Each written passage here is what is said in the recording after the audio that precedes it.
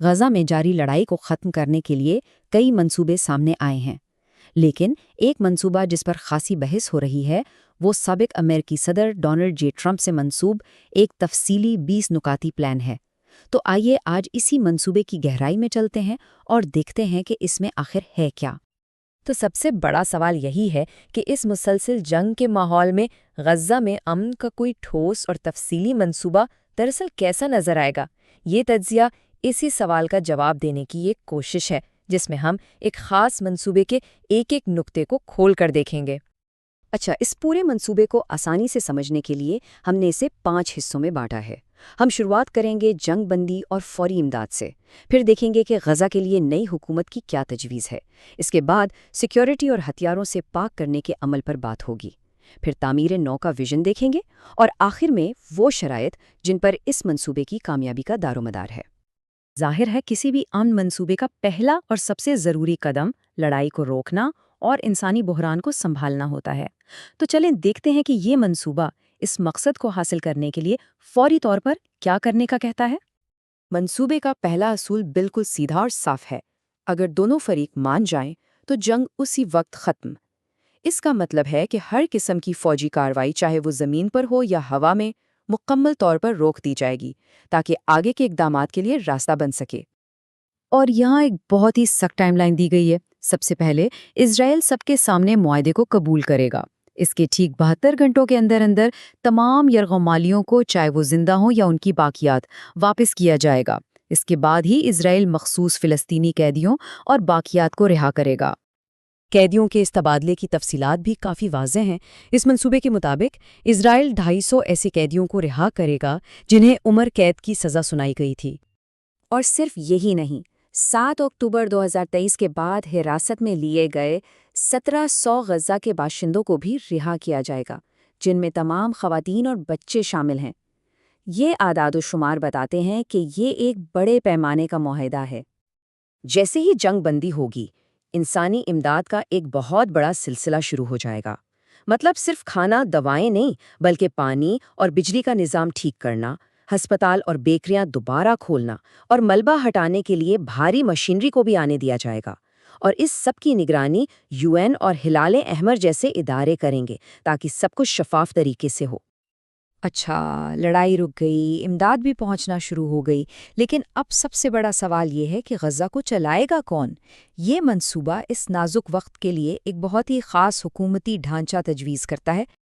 تو تجویز یہ ہے کہ ایک عارضی حکومت بنائی جائے گی۔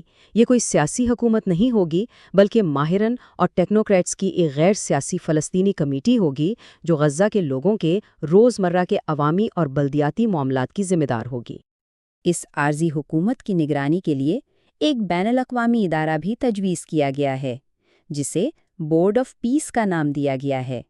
کہا جا رہا ہے کہ اس کی سربراہی ڈونلڈ جے ٹرمپ کریں گے، اور اس میں ٹونی بلیئر جیسے پرانے عالمی رہنما بھی شامل ہوں گے۔ اس بورڈ کا کام ہوگا فنڈنگ کا انتظام کرنا اور تعمیر نو کے لیے ایک پورا فریم ورک تیار کرنا۔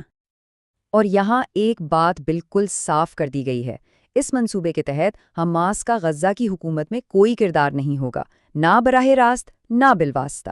یہ اس تجویز کی ایک بنیادی اور بہت اہم شرط ہے۔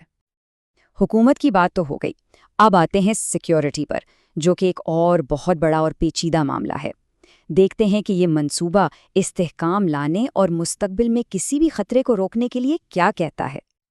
سیکیورٹی کے لیے یہاں 2 الگ الگ فورسز کا ذکر ہے۔ ایک طرف ایک نئی انٹرنیشنل اسٹیبلائزیشن فورس یعنی ISF کو فوری طور پر تعینات کیا جائے گا، جو وہاں کی مقامی پولیس کو ٹریننگ دے گی۔ دوسری طرف اسرائیلی فوج آہستہ آہستہ پیچھے ہٹے گی اور علاقے ISF کے حوالے کر دے گی، لیکن وہ اپنے تحفظ کے لیے ایک سیکیورٹی دائرہ قائم رکھے گی۔ منصوبے کا ایک بہت بڑا مقصد غزہ کو مکمل طور پر ہتھیاروں سے پاک کرنا ہے۔ اس کے لیے پورا ایک عمل تجویز کیا گیا ہے۔ جتنا بھی فوجی ڈھانچہ ہے اسے تباہ کیا جائے گا اور ہتھیاروں کو ہمیشہ کے لیے ناکارہ بنایا جائے گا۔ اس سارے عمل کی نگرانی آزاد مبصرین کریں گے، بلکہ ایک بین الاقوامی فنڈ سے ہتھیار واپس خریدنے کا پروگرام بھی ہوگا، جس کی گارنٹی خطے کے دوسرے ممالک دیں گے۔ اچھا، فوری مسائل حل ہو گئے۔ اب ذرا مستقبل کی طرف دیکھتے ہیں۔